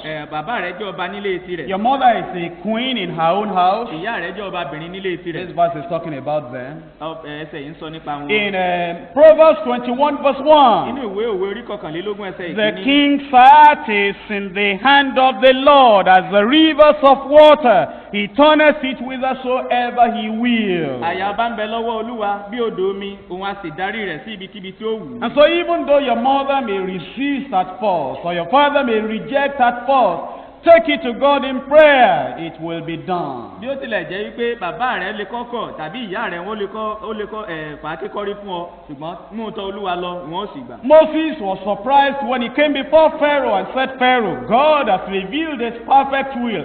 Let my people go. When he finished, Pharaoh said, who is that God? I don't know him. Don't talk to me about that. ìyàlẹ́nu ló jẹ́ fún Mósè nígbà tó tọ̀ Fáráò wá tó wípé Ọlọ́run sọ fún mi pé kí n wá bá ọ wípé jẹ́ kí àwọn ènìyàn mi kí ó lọ láti lọ sìn mí ìdáhùn tó sì dá lóhùn ó yà lẹ́nu pé ta ni ọlọ́run náà tí tèmi ìbàjẹ́ kí ó lọ. Moses didn't argue, he went back to God. Mósè kò jiyàn ó padà tọ̀ ọlọ́run lọ. Go back to God when there is a difficulty. padà tọ̀ ọlọ́run lọ nígbà tí ìṣòro bá wà. You know, eventually, as the days went by, the magicians were calling their king. They were calling Pharaoh. They said, Pharaoh, this is the finger of God. Let the people go. lópin rẹ̀ bí ọjọ́ ti ń yí lu ọjọ́ tí ìgbà sì ń yí lu ìgbà ni àwọn alálùpàídà Fáráò pè é pé wa ò jẹ́ kí àwọn ènìyàn kí ó máa lọ nítorí pé ohun tó ń ṣẹlẹ̀ yìí ká ọlọ́run. He still rejected, and Moses and Aaron kept praying. síbẹ̀ ó tún fà á kékọ́rí ṣùgbọ́n Mósè àti Árónì tún gbàdúrà. Don't look for an alternative when there is difficulty. Stick to the will of God. má ṣe wá òmíràn nígbà tí ìṣòro bá wà ṣùgbọ́n dúró nínú ìfẹ́ ọlọ́run. Eventually, Pharaoh called Moses and Aaron. He said, okay, you can go, but you tell me, who are the people going? And they said, everybody. He said, no, you men go, but leave your wives behind.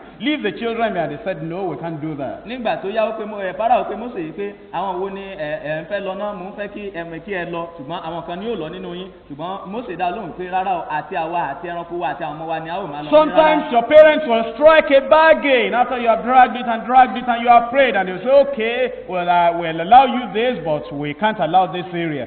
Keep on to what you're asking from God. nígbà tó yẹ lẹ́nu wọn lè wá sọ wípé kò burú eléyìí la lè gbà fún eléyìí ni a kò ní gbà fún ọ ìwọ má ṣe gbà fún ọ ká dúró lórí ohun tí o ti sọ pẹ̀lú Ọlọ́run. Look at Exodus chapter 12. wo Exodus orí 12. At last, nígbẹ̀yìngbẹ̀yìn. Pharaoh had no alternative. Fáráò kò ní ohun tí ó lè ṣe mọ́. Prayer changes things. àdúrà máa ń yí gbogbo nǹkan padà. Is that right? ṣé òtítọ́ ni bí? Prayer will change your mother. àdúrà yóò yí ìyá rẹ padà. After all, prayer changed you. ṣèbí àdúrà yí ọ padà. Prayer will change your father. àdúrà yóò yí bàbá rẹ padà. After all, prayer changed you. ṣèbí àdúrà yí ọ padà. And prayer will change anyone and everyone. àdúrà yóò sì yí ẹnikẹ́ni padà nígbàkúgbà. In Exodus chapter 32, chapter 12, verse 31. nínú ìwé Exodus orí 12 ẹsẹ̀ 21. 12:31. orí 12 ẹsẹ̀ 21. And he called Moses and Aaron by night and said, rise up. At the beginning he said, who is that God? I don't know that God. But look at what he's doing now. He called them and said, rise up.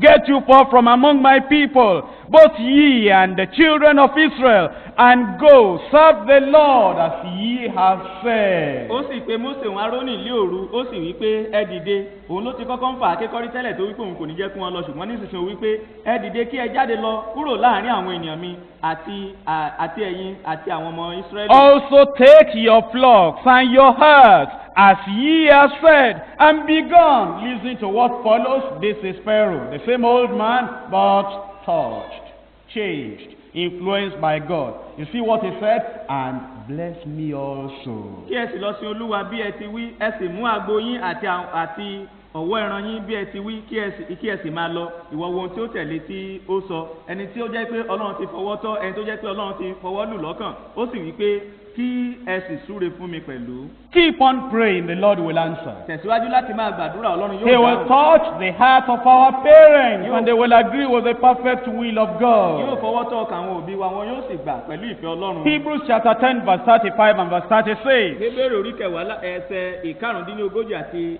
13. Cast not away therefore your confidence, which has great recompense of reward.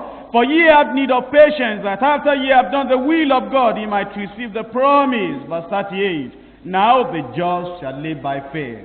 But if any man draw back, my soul shall have no pleasure in him. nítorí náà ẹ má ṣe gbé ìgboyà yín sọnù èyí tí ó ní èrè ńlá, nítorí ẹ̀yin kò lè ṣe aláìní sùúrù. nítorí ìgbà tí ẹ̀yin bá ti ṣe ìfẹ́ Ọlọ́run tán kí ẹ̀yin kí ó lè gba ìlérí náà. ẹsẹ̀ 42. ṣùgbọ́n olódodo ni yóò yè nípa ìgbàgbọ́, ṣùgbọ́n bí ó bá fà sẹ́yìn ọkàn mi kò ní inú dídùn sí i. So keep on to the Lord. nítorí náà faramọ́ Olúwa. Keep on with the promises. tẹ̀síwájú pẹ̀lú àwọn ìlérí náà. He will answer. yóò dáhùn. He will do what we desire. yóò ṣe ohun tí à ń fẹ́. Now we go to the next milepost, which is the price of marriage. nísinsìnyí a lọ láti a tún lọ sí ibùsọ̀ mìíràn tí í ṣe iye tí ìgbéyàwó náà ni. You know, I'm surprised how some men, how they think. ó yà mí lẹ́nu bí àwọn ọkùnrin mìíràn ti ń ronú. They can pay 10,000 naira for a car they are going to use for only 2, 3, 5 years, but they cannot give even, 100 naira for a wife they are going to marry for the whole of their life. wọ́n lè san ẹgbàárùn náírà fún mọ́tò tí wọ́n fẹ́ rà tí wọ́n sì lò fún ọdún méjì mẹ́ta tàbí márùn-ún nígbà tí yóò bàjẹ́ ṣùgbọ́n láti ná ọgọ́rùn-ún náírà lé ìyàwó tí wọ́n fẹ́ lórí yóò ní wọn lára. If they get to the dealer of the vehicle and the dealer says, well, you know, vehicle has gone up now, and you know, when you came last month it was at this price, but now 2,000 naira has come on top of it, the man will say, but is this still available?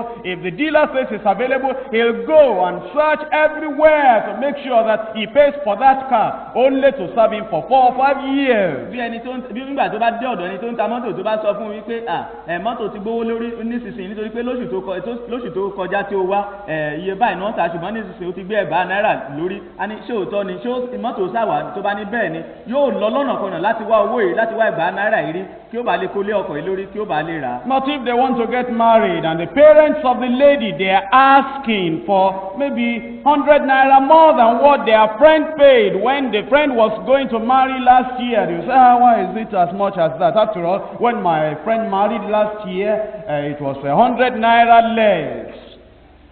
tó bá sì jẹ́ pé ẹni tó fẹ́ tí àwọn òbí rẹ̀ wá ń béèrè wípé kò burú kí ó san ọgọ́rùn-ún náírà gẹ́gẹ́ bí owó ìdáná yóò wá bẹ̀rẹ̀ sí máa kùn yóò sì máa ṣàròyé pé ṣèbí ọ̀rẹ́ mi tó ṣègbéyàwó lọ́dún tó kọjá tirẹ̀ kò tilẹ̀ tó ọgọ́rùn-ún náírà tó ná lórí ìdáná. Now our parents who are here put cotton wool in your ear now because I want to talk to the single people. ẹ̀yin òbí wa ẹ̀yin tí ẹ jẹ́ òbí tẹ́ wà níyìn nísinsìnyí ẹ fi àfi òwú dítí nítorí pé mo fẹ́ bá àwọn àpá. I don't want you to think on what I'm going to say, but I'm talking to the young men and the young women to think on what I'm saying now. n kò fẹ́ kí ẹ ronú lórí nǹkan tí mo fẹ́ sọ nísinsìnyí ṣùgbọ́n àwọn àpọ́n àti wúndíá ni mo fẹ́ kí wọ́n ronú lórí. Now you young men, you are the only one listening to me now. ẹ̀yin ọ̀dọ́mọkùnrin ẹ tẹ́tí sí mi nítorí pé ẹ̀yin nìkan lẹ̀ ń tẹ́tí sílẹ̀ nísinsìnyí. Have you interviewed Jacob? ǹjẹ́ o ti fọ̀rọ̀ wádìí ọ̀rọ̀ lẹ́nu Jacob? Now you know I want to get married. kò wípé Jacob mo fẹ́ ṣègbéyàwó. And I heard that you got married. mo sì gbọ́ pé o ṣègbéyàwó. And how much dowry did you pay? èló ni owó ìdáná tó san? And Jacob says, sit down, let me talk to you. Jacob sì pé jókòó kó jẹ́ ń bá ọ sọ̀rọ̀. 7 years of hard labor. ọdún méje ni mo fi sìrú. That's the dowry I pay. ilé ni owó ìdáná mi. You are thinking that the dowry they tell you to pay is too high when Jacob spent 7 long hard years paying for wife. o sì wá ń lérò wípé owó ìdáná tí wọ́n ní kí o san ó ti wá ga jù nígbà tó jẹ́ pé Jacob ọdún méje gbáko ló fi sìrú nítorí ìyàwó tí ó sì jẹ́ pé. Aren't you grateful that our parents don't remember that Jacob paid for 7 years? mo rẹ wípé àwọn òbí wa wọn kò rántí pé Jacob ọdún méje ló fi sìrú. And all they are asking for is just a token for you to show appreciation that they have been taking care of this lady up to this age. ohun gbogbo tí wọ́n sì ń bèrè náà ni láti fi hàn wípé o mọ iye nǹkan tí wọ́n ń ṣe láti ìgbà tí wọ́n ti ń tọ́jú ọmọbìnrin láti ìgbà ìwé rẹ̀. You know, David wanted to get married. Dáfídì fẹ́ ṣègbéyàwó. And was getting married to a daughter of Saul called Michal. ó sì fẹ́ fẹ́ ọmọbìnrin Sọ́ọ̀lù tí à ń pè ní Míkà. And Saul said, okay, I'll give her to you. Sọ́ọ̀lù sì wípé ń ó fún ọ. And David said, what dowry will I pay? Dáfídì sì wípé kí ni iye owó ìdáná. And Saul said, I don't need your money, I'm a rich man. Sọ́ọ̀lù sì wípé kò nílò owó rẹ ọlọ́rọ̀ ní. I don't need a house for you to build for me, I'm living in a palace. kò nílò ilé pé kí o kọ́ fún mi mo ń gbé ní ààfin. All I need from you is to go and catch 100 of Philistines. You caught 1 Goliath before, but I want you to get me 100 now. And kill them. Those are my enemies. You do that, that's all the dowry you will pay. Iye owó ìdáná tí ó san náà ní pé o mọ̀ pé àwọn ará Philistine ọ̀tá mi ni wọ́n ṣe. Mo fẹ́ kí o lọ sí àárín wọn kí o sì pa ọgọ́rùn-ún nínú wọn. Nígbà tó bá ti pa wọn kí o fa abẹ́ wọn wá fún mi. Nǹkan tí mo fẹ́ nìyí. The young men are afraid of me now. Nísinsìnyí àwọn ọ̀dọ́mọkùnrin bẹ̀rẹ̀. They say this man is talking of dowry like this. Wọ́n ní ọkùnrin sọ̀rọ̀ owó orí bí eléyìí. Then I will never get married. Mi ò ní fẹ́yàwó ń gbà náà. Well, now I just told you that to make you afraid a little. Fara rẹ balẹ̀ mo kàn sọ léè fún ọ kí ẹ̀rù bá lè bà ọ́ díẹ̀. It's not as difficult like that today. Kò le tó bẹ́ẹ̀ lónìí. But what I'm saying is, don't expect that everything will go for free. They will ask you to pay dowry. Ohun tí mo sọ ni pé má ṣe lérò pé gbogbo nǹkan yóò lọ lọ́fẹ̀ẹ́ lófun fún ọ wá ní kí o sanwó ìdáná. They may ask you to bring 80 pieces of yam. I mean real yam, not the crony type, but real yam, 80. You better go to the farm and start searching. Ó lè jẹ́ pé ọgọ́rin iṣu náà ní. Ó lè jẹ́ pé ọgọ́rin iṣu ni wọ́n ní kó lọ mú wá. Nígbà tó bá sì pé kó mú ọgọ́rin iṣu wá, kí o mọ̀ wípé o ní láti lọ sóko kí o wá iṣu gidi kì í ṣe àwọn iṣu tí ìyá ti After all, jẹ. you are getting married. Ìgbó fẹ́ ṣe And ìgbéyàwó don't you know that marriage has a price you must pay? o kò sì mọ̀ wípé ìgbéyàwó ní iye tó ní láti san. And you know, let me tell you, from one area of this country to another, there are differences in their demand for dowry. Ìjẹ́ kí n sọ fún ọ ní orílẹ̀-èdè láti ibì kan dé òmíràn iye tí wọ́n ń béèrè gẹ́gẹ́ bí ohun tí wọ́n fi ń dáná yàtọ̀ sí In ara the wọn. north is different from the west here. Ní ilẹ̀ Haúsá náà ó yàtọ̀ sí ilẹ̀ Yorùbá In the níyì. west, what is demanded is different from the one in the east. Ní ilẹ̀ Yorùbá ohun tí wọ́n ń béèrè ó yàtọ̀ sí ohun tí wọ́n ń béèrè ní ilẹ̀ Ìgbò. But you see, the sister you want to marry will help you a lot. Ṣùgbọ́n arábìnrin tí o fẹ́ fẹ́ yóò ràn ọ́ lọ́wọ́ lọ́pọ̀lọpọ̀. We'll talk to the parents and say, well, this is all we have. Please do gently for us. Yóò bá àwọn òbí rẹ̀ sọ̀rọ̀ wípé ẹ jọ̀wọ́ nǹkan tí a ní nìyí ẹ ṣe wá jẹ́jẹ́. And of course, they may tell you to bring some other things which, as a Christian, you don't want to give them. Wọ́n tilẹ̀ lè sọ fún ọ wípé kí o mú àwọn nǹkan mìíràn wá gẹ́gẹ́ bí Kírísítẹ́nì tó kò sí nínú If you are in any confusion at all during the time of paying dowry, bí o bá wà nínú rúkèrúdò kan ní àkókò ìdáná. you know, that's why we have elderly sisters here. Ìdí rẹ̀ ní tí a fi ní àwọn àgbà obìnrin And in nínú. your zone, they'll be glad to help you for these elderly sisters to go to that family so they can talk to them. Ní ẹkùn rẹ̀ inú wọn yóò sì dùn tó bẹ́ẹ̀ gẹ́ láti lọ bá wọn sọ̀rọ̀ nínú ẹbí yìí. And if there's any area of counseling that you need in paying dowry, can I give this? Can I not give that? Your zonal leader, your area leaders, and the pastor here will be all willing and happy to help you out. Bí ìrì kan bá sì wà tí o kò lè yanjú rẹ̀ àwọn adarí ẹkùn rẹ̀ àwọn adarí àgbègbè rẹ̀ àwọn adarí ìdàpọ̀ ojúlé rẹ̀ àti àwọn olùṣọ́ àgùntàn ní ìwọ̀n ó lè ràn ọ́ lọ́wọ́ láti gbà ọ́ níyànjú àti láti ṣe Now ìrànlọ́wọ́ please, báyìí. I know that our time is gone, but let me strike this note. Mo mọ̀ wípé àsìkò wa ti lọ ṣùgbọ́n jẹ́ kí n sọ eléyìí.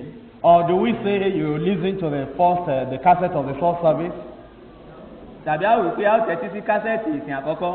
Shall we round up and then you go and listen to the cassette? Ṣé ká parí rẹ̀ kẹ́ lọ tẹ́tí sí kásẹ̀tì? I knew the answer you will Mo give. mọ ìdáhùn tẹ́ ò fún mi. I know you are waiting for Mo something. mọ̀ pé ẹ̀ ń dúró de nǹkan Because kan. you know I'm still going to talk on wedding. Nítorí mo ì máa sọ̀rọ̀ nípa Just put on your shoes and get ready. Sáà gbé bàtà rẹ wọ̀ kó You múra see, after you have paid the dowry, Lẹ́yìn ìgbà tí o bá ti ṣe some people ìdáná will tán, wait and wait and wait and wait before the wedding. àwọn mìíràn á dúró títí kí wọ́n tó ṣe ìgbéyàwó. Let me show you one man that made that mistake. Jẹ́ kí n fi ọkùnrin kan tó ṣàṣìṣe yìí hàn. Very serious Ó mistake. jẹ́ àṣìṣe tí ó le In pọ́n. Judges chapter Nínú 14, ìwé àwọn onídàájọ́ orí he kẹrìnlá. paid the dowry, he did everything he ought to do. Ó ṣe ìdáná tó ń ṣe gbogbo tí ó yẹ kí ó In ṣe. Judges chapter 14, Àwọn onídàájọ́ orí ìkẹrìnlá. he had no counselor to counsel Kò him. ní agbaninímọ̀ràn láti gbà á He nímọ̀ràn. had nobody, no advisor to advise Kò him. sí ẹnì kankan tí yóò gbà á nímọ̀ràn rárá. And after paying the dowry and doing everything that ought to be done, he was still waiting. Lẹ́yìn tó ṣe ìdáná tán tí ó ṣe gbogbo tí ó yẹ kó ṣe ó tún dúró. Judges chapter 14 Àwọn onídàájọ́ orí kẹrìnlá. and in verse 10. Ní ẹsẹ̀ So ìkẹwàá. his father went down unto the woman, and Samson made there a feast, for so used the young men to do. Bàbá rẹ̀ sì sọ̀kalẹ̀ tọ̀ obìnrin náà lọ, Sámsónì sì ṣe àsè níbẹ̀, nítorí pé bẹ́ẹ̀ ni àwọn ọmọkùnrin yìí máa ṣe. And then in verses 19 and 20, Nínú ẹsẹ̀ ìkọkàndínlógún àti ẹsẹ̀ ogún. and the Spirit of the Lord came upon him, that he went down to Ashkelon, and slew 30 men of them, and took their spoil, and gave change of raiment unto them, which expounded the riddle. And his anger was kindled, and he went up to his father's house.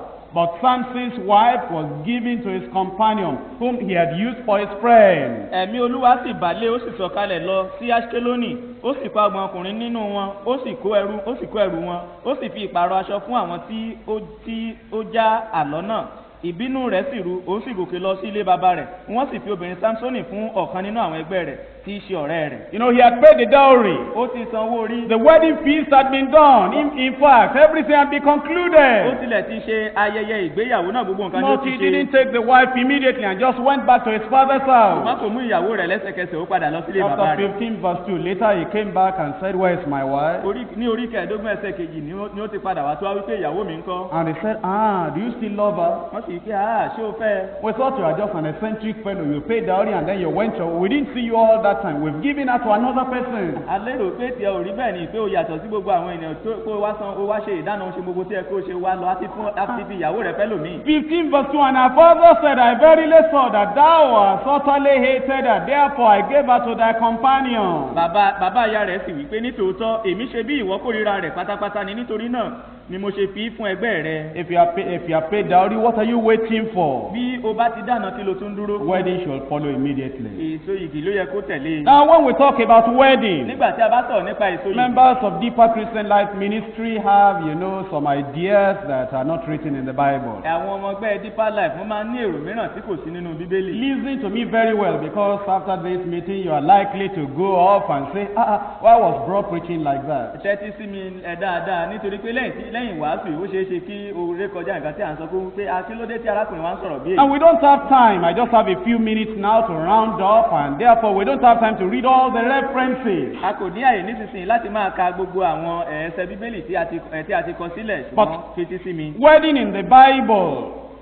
Arédè nínú Bíbélì. Now it appears in Genesis 29. It appears in Ruth chapter 4. It appears in Matthew chapter 22, Matthew chapter 25, and John chapter 2. Ó hàn nínú Genesis orí kọkàndínlọ́gbọ̀n, Ruth orí kẹrin, Matthew orí kejìlélógún, Matthew orí karùndínlọ́gbọ̀n àti Johannu orí kejì. Customs have changed. Àwọn àṣà ti yí padà. Ideas about wedding have changed completely since Bible times. Àwọn èrò nípa arédè ó ti yàtọ̀ láti ìgbà Bíbélì wá. Now you see, at the time of the Bible, Ní ìgbà Bíbélì, it was the parents that arranged for the wedding. àwọn òbí ló máa ń ṣètò arédè àwọn ọmọ wọn. And it was always done at night. Ní alẹ́ ni wọ́n sì máa ń ṣe. That's why Jacob did not know that it wasn't Rachel that was given to him. Ìdí rẹ̀ ní tí Jákọ́bù kò bímọ yìí pé Rákélì ni wọ́n The wedding was done at night. ní alẹ́ ni wọ́n ṣe ìgbéyàwó And náà. instead of giving him Rachel, they gave him Leah. Kàkà kí wọ́n fún ní Rákélì, Líà ni wọ́n fún. It was when he woke up in the morning and Sarah asked, the wedding of last night did not go well. What's your name? Are you not Leah? Laban, what have you done? He says, well, that's part of wedding at night. Take it. Nígbà tí ó jí láàárọ̀ ọjọ́ kejì ni ó wojú ìyàwó yá pé kì í ṣe ẹni tí mo ṣe làálàá fún ni tí mo ṣe ìdáná rẹ̀ kí ló dé nígbà náà ló lọ bá àná rẹ̀ wípé kí ni nǹkan tó ṣe fún mi ó ní bẹ́ẹ̀ ni ara àbáyọrí pé kéèyàn máa ṣe ìgbéyàwó lálẹ́ nìyí. And the feast and the ceremony was performed at home in the house, not in the synagogue or temple or in the church. Kì í ṣe nínú sínágọ́gù tàbí tẹ́ḿpìlì tàbí nínú ṣọ́ọ̀ṣì ni wọ́n ti ṣe ayẹyẹ ìgbéyàwó yìí. Wedding garments were sometimes provided by the invitees or for the invitees. Nígbà mìíràn àwọn tí ó bá wá tàbí àwọn tí a pè ni ó máa ń pèsè tàbí kí a pèsè aṣọ ìgbéyàwó fún wọn. And of course there was a lot of eating and a lot of drinking. Ọ̀pọ̀lọpọ̀ ìjẹ àti ọ̀pọ̀lọpọ̀ ìmu ló sì wà. But you see, today we cannot lay down any rules. Ṣùgbọ́n lónìí a kò lè gbé òfin kankan kalẹ̀. We cannot say you must have the wedding at 10 o'clock, at 12 o'clock, at 6 o'clock, or at night at 11 o'clock. A kò lè wí pé ní arédè rẹ ní aago mẹ́wàá tàbí ní aago méjìlá tàbí ní aago mẹ́fà tàbí ní òru ni kí o ṣe. We cannot say you must not have the wedding in the church because it was done at home in the Bible days. A kò lè wí pé nínú ilé ni kí o ti ṣe o kò gbọ́dọ̀ ṣe arédè rẹ nínú ṣọ́ọ̀ṣì nítorí pé nínú Bíbélì nínú ilé ni wọ́n ti ṣe. Some of these things depend on our environment, our background, or what we're used to. Ọ̀pọ̀lọpọ̀ àwọn nǹkan wọ̀nyí nǹkan tó dúró lé lórí òun náà ní agbègbè wa àti nǹkan tí a ti mọ̀ tẹ́lẹ̀. But even though we cannot give you rules and regulations, we can give you biblical principles to guide you in your planning of wedding. Ṣùgbọ́n bí ó tilẹ̀ jẹ́ pé a kò lè fún yín ní òfin nípa àrédè yín ṣùgbọ́n a lè fún yín ní ìlànà inú Bíbélì nípa bí a ti lè ṣe. Now these are principles I want you to think about before you pray. Eléyìí sì ni ìlànà tí mò ń fẹ́ kí o tẹ̀lé kí o tó gbàdúrà. The wedding day is a rejoicing day. Therefore the Bible says you can rejoice with your friends on the day of your wedding. Ọjọ́ arédè rẹ ó jẹ́ ọjọ́ ayọ̀ nítorí náà Bíbélì wípé kí o bá àwọn ọ̀rẹ́ rẹ yọ̀ nítorí pé wọ́n yọ̀. That's in Isaiah chapter 62 verse 5 and John chapter 3 verse 29. Ilé wà nínú ìwé Ásà orí kejìlélọ́gọ́ta ẹsẹ̀ karùn-ún àti Jòhánù. But the Bible makes it clear in Psalm 2 verse 11 that you rejoice with trembling. Ṣùgbọ́n Bíbélì jẹ́ kó yé wa gbangba nínú ìwé orin Dáfídì orí kejì ẹsẹ̀ kọkànlá wípé kí o máa yọ̀ pẹ̀lú ìwárìrì. In Psalm 19 verse 5 it says you rejoice as a man going to run a race. That is, the wedding day is not the end of the marriage, it's the beginning of the marriage. Nínú orin Dáfídì orí kọkàndínlógún ẹsẹ̀ ìkarùn-ún ó wípé kí o ṣe jẹ́ kí ìgbéyàwó rẹ kí ó dàbí ẹni tó ń sá eré ìje nítorí pé nígbà tó bá fẹ́ lọ ṣe ìgbéyàwó ó ṣẹ̀ṣẹ̀ bẹ̀rẹ̀ eré ìje ni. In Ecclesiastes it says, rejoice, O young man, but remember God will bring judgment if anything goes wrong. Nínú ìwé oníwàásù wípé ìwọ ọ̀dọ́mọkùnrin yọ̀ ní ìgbà èwe rẹ ṣùgbọ́n ó ní kí o rántí òbí kankan bá lọ ṣe lòdì nínú rẹ̀ Ọlọ́run yóò mú ọ wá sínú ìdájọ́. Principle number 3 you want to think about in your marriage, in your wedding, spend. You have to spend on your wedding, but don't spend all you have. ìlànà kẹta òun náà ní pé nínú ìgbéyàwó rẹ o ní láti náwó ṣùgbọ́n má ṣe ná gbogbo ohun tí o ní. There is no command in the Bible that you must feed all the people, everybody in town, but there's a commandment you must feed your wife, provide for your wife, and care for your wife. Don't put the money you ought to use to care for your wife on the people in one day. Don't feed them in one day and suffer for 1 year. Ìwọ má ṣe ná gbogbo owó tí o ní lórí àwọn ará ìlú tí wọ́n wá sí ibi ìgbéyàwó pé o ní láti bọ́ gbogbo ẹnu tó máa wá. Ṣùgbọ́n Bíbélì ti pa láṣẹ wípé o gbọ́dọ̀ tọ́jú ìyàwó rẹ, o gbọ́dọ̀ ṣìkẹ́ rẹ, o gbọ́dọ̀ kẹ́, o sì gbọ́dọ̀ fẹ́ràn rẹ kí o tún pèsè fún un. Principle number 4, don't start the foundation of your marriage, family, and home with borrowing. Ìlànà kẹta, má ṣe bẹ̀rẹ̀ ìpìlẹ̀ ìgbéyàwó rẹ nínú ìdílé rẹ pẹ̀lú wípé o lọ ń yáwó. Number 5, pray in faith but plan with sense. Ẹ̀karùn-ún, gbàdúrà pẹ̀lú ìgbàgbọ́ kí o sì gbèrò pẹ̀lú ọgbọ́n. Don't plan to spend the money you have not got. Má ṣe gbèrò lórí owó tí o kò tíì rí gbà. Don't plan big because you are comparing yourself with other people. Avoid pride, avoid vainglory, avoid vanity, and avoid show. Má ṣe gbèrò ohun ńlá nítorí pé o fẹ́ fi ara rẹ wé àwọn ẹlòmíràn. Yẹra fún ìgbéraga àti ṣe kárí mi. Avoid the useless traditions of men. Don't be bound by the unwritten laws of human society. Yẹra fún àwọn àṣà àdábọwọ́ tí àwọn ènìyàn ń kó káàkiri ní àwùjọ. Má sì ṣe jẹ́ kí àṣà àwọn ènìyàn ní àwùjọ kó di ọ ní ìgbèkùn. The sizes of our clothes are different. The sizes of our shoes are different. Our incomes are also different. Ìwọ̀n aṣọ wa ó yàtọ̀ sí ara wọn, ìwọ̀n bàtà wa ó yàtọ̀ sí ara wọn, owó tí a sì ń gbà àti owó tó ń wọlé fún wa pẹ̀lú ó yàtọ̀ sí ara wọn. Don't copy other people. Má ṣe farawé àwọn ẹlòmíràn. Cut your coat according to your size. Ìwọ dá mi ọkà rẹ níwọ̀n tí èlùbọ́ rẹ mọ. Be modest in your dressing. Ìwọ jẹ́ kí aṣọ rẹ wà níwọ̀ntúnwọ̀n. Do all things for the glory of God. Ṣe gbogbo nǹkan pẹ̀lú ògo Ọlọ́run. Be not conformed to this world. Má ṣe darapọ̀ mọ́ ayé yìí. Now I'm ending up with Deuteronomy chapter 24. Mo ń parí rẹ̀ pẹ̀lú Deuteronomy orí 24. You know, when I read this in the Bible, I was laughing. Nígbà tí mo ka ilé nínú Bíbélì mo rẹ́rìn. I said, so this is in the Bible also? Mo ní àṣẹ ilé wà nínú Bíbélì. Deuteronomy chapter 24 verse 5. Deuteronomy orí 24 ẹsẹ̀ ìkarùn-ún. You know, I pity people who don't read the Bible. Mo máa ń káàánú fún àwọn ènìyàn tí kì í ka Bíbélì. Who don't study the Bible. Àwọn tí kì í kẹ́kọ̀ọ́ Bíbélì. On your marriage, on your wedding, on your family, you must study the Bible. Nínú ìgbéyàwó rẹ, o gbọ́dọ̀ kẹ́kọ̀ọ́ nínú Bíbélì. Deuteronomy chapter 24 verse 5. Deuteronomy orí 24 ẹsẹ̀ ìkarùn-ún. When a man has taken a new wife, that's where we are because we have now taught on wedding. Bí ọkùnrin kan bá gbé ìyàwó tuntun ibi tí a wà ní nítorí pé a ṣẹ̀ṣẹ̀ sọ̀rọ̀ nípa rédè. When a man has taken a new wife, he shall not go out to war.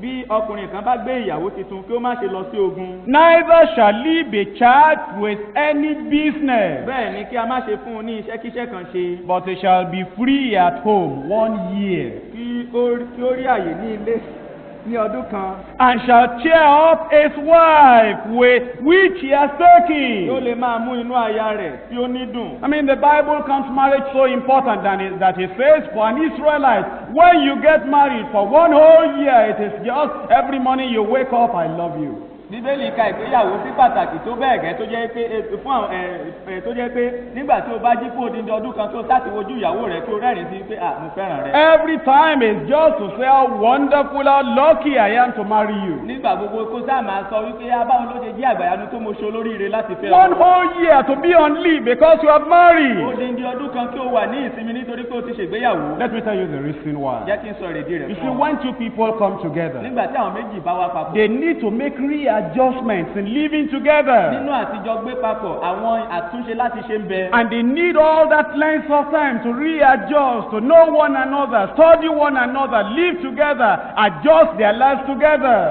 Wọ́n nílò àkókò tó gùn gbọ̀nà tó yìí láti ṣe àtúnṣe ara wọn, kí wọ́n lè jọ máa wo ara wọn, kí wọ́n sì lè jọ máa kẹ́kọ̀ọ́ nípa ara wọn, kí wọ́n sì jọ lè faramọ́ ara wọn. And even though we are not advocating that you be on leave for the whole year today, but then the principle is still there. When you are married, stay together, pray together, love one another, plan your life together, readjust and start to live with another person, with this other person at the beginning of the marriage. Yóò tilẹ̀ jẹ́ pé a kò sọ pé kí ènìyàn kí ó dúró fún ọdún kan láì ṣiṣẹ́ lónìí, ṣùgbọ́n ìlànà yẹn ti wà nínú Bíbélì wípé ẹni láti jọ wá papọ̀, kí ẹjọ́ gbàdúrà papọ̀, kí ẹjọ́ kẹ́kọ̀ọ́ Bíbélì papọ̀, kí ẹjọ́ máa ṣe gbogbo papọ̀, kí ẹjọ́ máa gbèrò papọ̀, kí ẹjọ́ wà papọ̀, kí ẹ sì mọ ara yín papọ̀. You see, an Israelite will never borrow money to be able to have wedding. Ọmọ Ísírẹ́lì kankan kò ní lọ yáwó láti lọ ṣe arédè. Because if he borrows money for the next 1 year, he's not working at all. How does he pay back? How does he take care of his family? Nítorí pé bí ó bá lọ yáwó fún odindi ọdún kan tí kò fi ní ṣiṣẹ́, báwo ni ó ṣe tọ́jú ẹbí rẹ̀, báwo ni ó ṣe máa bójútó gbogbo nǹkan nínú ilé. In fact, he must make sure that all the money he's going to spend for the 1 year is on leave. When he's just loving his wife and living with his wife, that money is there. That's why you'll plan the wedding with care and with common sense. Yóò rí dájú pé gbogbo owó tí òun yóò ná, tí òun yóò sì nílò ní gbogbo ọdún kan tí kò fi ní ṣiṣẹ́ yìí, pé òun ti pèsè rẹ̀ sílẹ̀. Ìdí rẹ̀ ní tó fi jẹ́ pé ó ní láti múra sílẹ̀ kí ó sì gbèrò rẹ̀ pẹ̀lú ọgbọ́n àti òye. The Bible is wonderful. Bíbélì jẹ́ àgbàyà. And this is our Father's book. Ìwé bàbá wa sì ní He has given it to us ó ti fi fún so wa. that we can plan our Kí lives a bá lè gbèrò ìgbésí in ayé a wa. way that we shall be happy all through our lives. Lọ́nà tí inú wa yóò fi dùn ní gbogbo I ọjọ́ pray that ayé this wa. word we have listened to today Mo gbàdúrà pé ọ̀rọ̀ tí a ti tẹ́tí sí will lónìí regulate our lives, yóò tún ayé wa will ṣe. help our family. Yóò ran ẹbí wa And as lọ́wọ́. we continue all the Sundays of July and August, I believe that the Lord will put right everything in our homes in Jesus' name. Bí a ó sì dé máa tẹ̀síwájú ní gbogbo ọ̀sẹ̀ tó ń bẹ ní oṣù keje àti ìkẹjọ wípé gbogbo nǹkan tí ó bá kùnà nínú ẹbí wa Ọlọ́run yóò mú padà bọ̀ sí. It has been a wonderful time today. Ó ti jẹ́ àkókò àgbàyanu Let's lónìí. rise up and talk to the Lord. Jẹ́ kí á dìde dúró kí a máa Thanking the Lord for what He has Kí a done, dúpẹ́ lọ́wọ́ Ọlọ́run fún ohun for tó what ti He ṣe. has taught us, for what He has exposed to us in His Tó Word. ti jẹ́ kí á mọ̀ nínú ọ̀rọ̀ That rẹ̀. God will give us the wisdom, the courage to obey the Word of Kí God. Ọlọ́run kí ó fún wa ní ọkàn àti ìrànlọ́wọ́ láti gbọ́ràn sí ọ̀rọ̀ Ọlọ́run.